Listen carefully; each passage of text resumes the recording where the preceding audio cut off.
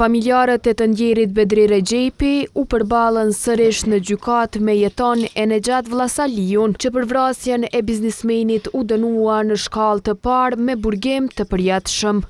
Ankesat e të dyshuarve për vrasjen e rëndë dhe për fshehje të trupit të Rexhepit u shqyrtuan nga gjykata e apelit. Familjarët e viktimës mohuan se cilën deklaratë shfaqësuese që dhanë avokatët. Florent Latifaj, avokati të pandehurit Jeton Vllasaliu, tha se aktgjykimit të themelorës i mungojnë provat. Aktgjykimi apo elaborimi i fakteve, provave, dëshmime të elaboruar gjatë këtij shqyrtimi gjyqësor, edhe aty sa dhe në gjatë të përgjithësisë i mungon në tërësi.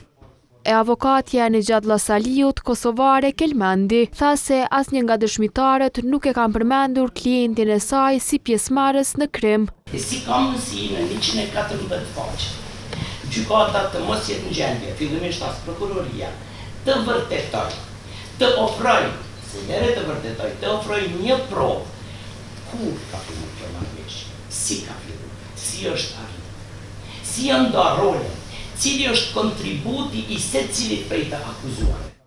Ekipi mbrojtës kërkoi rigjykim. Por të kundërtën e tha avokati Besnik Berisha, që përfaqëson familjen e biznesmenit të vrarë Bedri Rexhepi.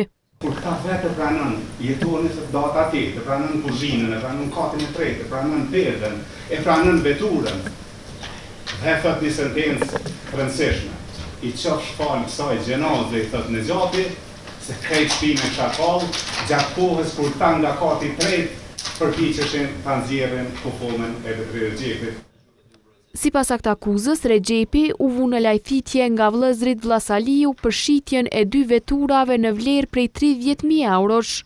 Më 8 prill 2021, ai shkoi në shtëpinë e njërit të pandehur. Aty, sipas aktakuzës, Jeton Vllasaliu e ngufati Rexhepin, duke menduar se ka me vete shumën prej 30.000 eurosh. Viktimës i ishin gjetur 8.000 euro.